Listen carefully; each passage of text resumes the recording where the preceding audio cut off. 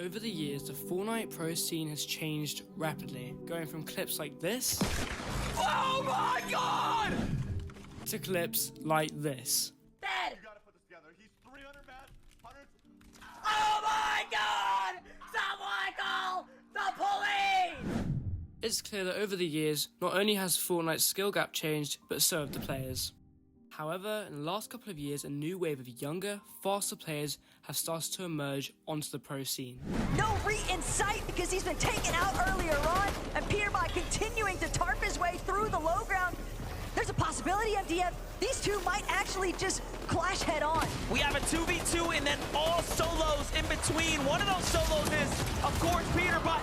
Rapid is gonna fall as well, and he just does not stop claiming eliminations at this point. Booga on the backside of zone. Don't come out, son.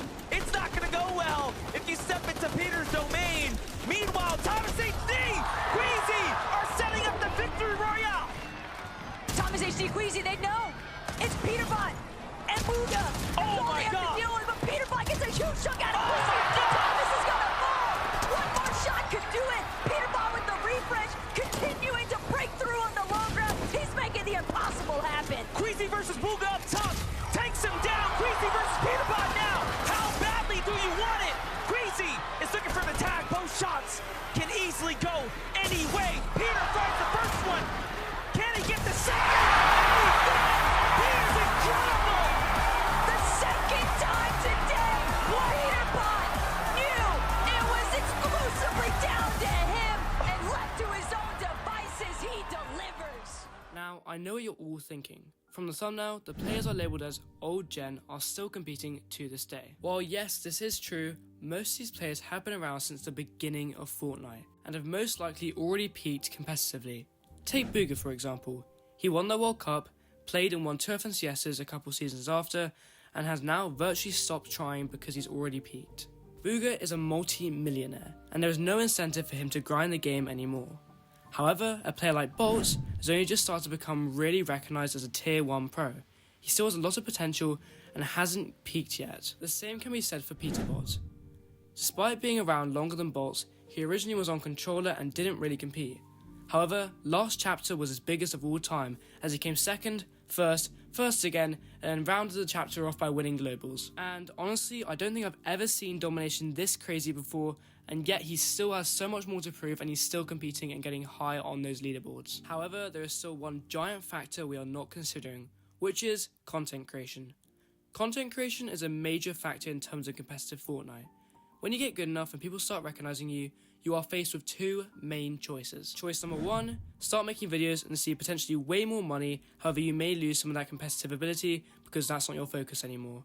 Or, choice 2, go down the competitive path and just grind but forego typically larger sums of money and a bigger audience. Now, most players try their very best to choose both, and a great example of this is Clicks. Clicks has been around for a while, and despite this, he's yet to win an FNCS. Many players think this is a result of his content creation and Twitch streaming, which he does a lot of while still trying to compete at a top level.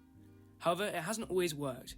While most of Click's placements have been good, they haven't been what most consider to be tier 1 placements. In conclusion, it is clear that old gen pros have already peaked, and at one point in their career, they were the new generation taking the world by storm. And now, most of them tries to do a bit of both of content creation and competitive. When it comes to new gen pros, most of them seem very committed to their competitive careers, like Peterbot, who often forgoes streaming during a tournament even though the money he would have made from the stream would be more than the coming first in the tournament he is playing. Hey guys, one more thing I'd like to mention is I've just become a YouTube partner, which is a huge deal. So if you want to help me out, you can go to join and become a member. There are 2 levels, and both include getting access to videos way before everyone else if you really want to support me extra. But if you're not in the mood to pay a subscription, but you still want to support me, you can always go down to the bottom of another video you really enjoy and click this super thanks button. You can choose how much you want to send, and if you really enjoy the video, you can send that amount. Now, honestly, I don't expect any of you to really do this. Honestly, subscribing and liking is fine. However, the first member will be receiving a £20 DLC for the free online game Warframe. So, if you're the first member, you get in contact with me, or I'll get in contact with you, and I'll send over the code. Anyway, with all that said and done, thank you so much for watching this video. If you enjoyed this video, do check out some other videos, and please don't forget to like and subscribe.